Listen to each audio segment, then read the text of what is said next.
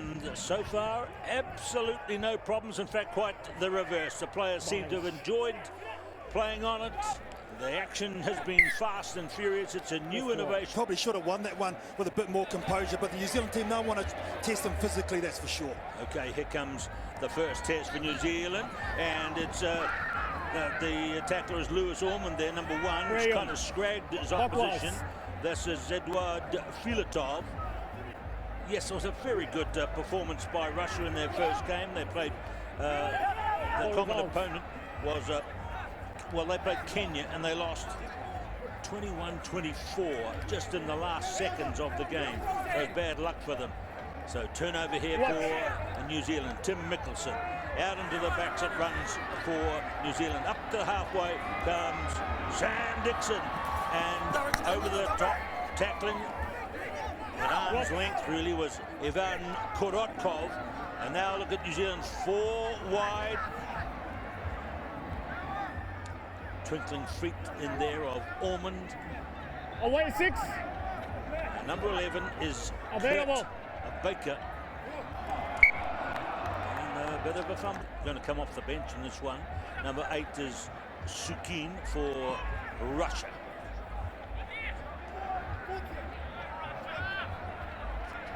On the 22 in Russian territory.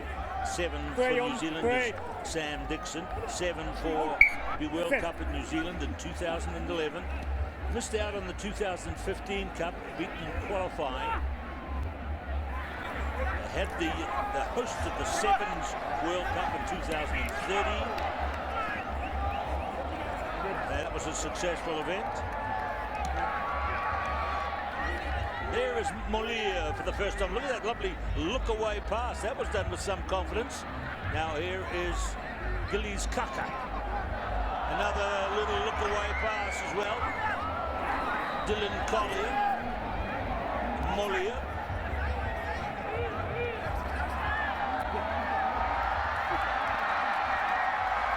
There's some good work there from...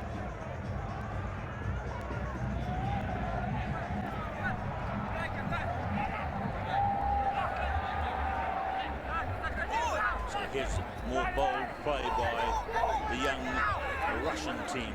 Cleared away nicely by Ivan Korotkov. They bring it again up to the midfield. There's a good tackle by Lewis Ormond. Tim Mickelson, well, very, very experienced.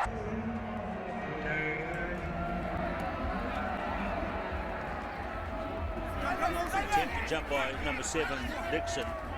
He's a former AFL player.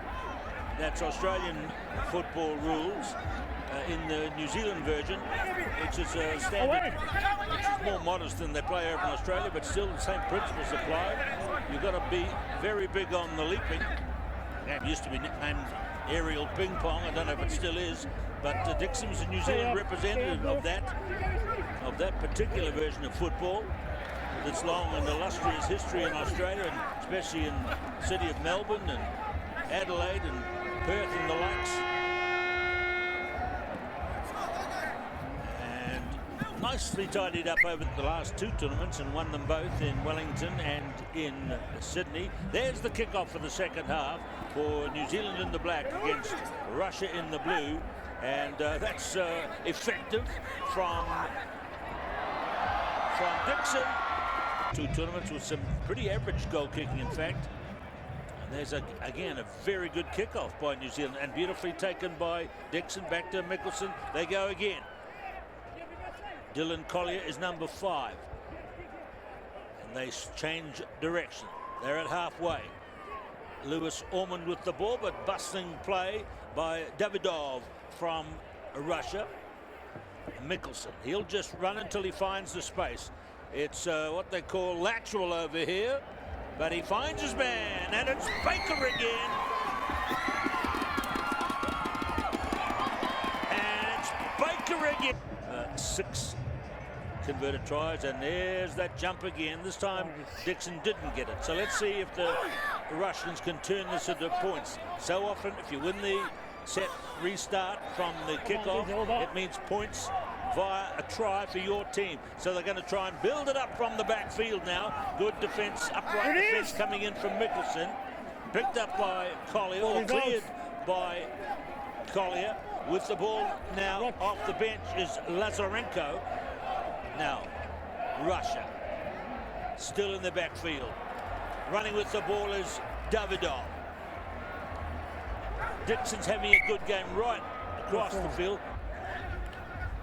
28-0.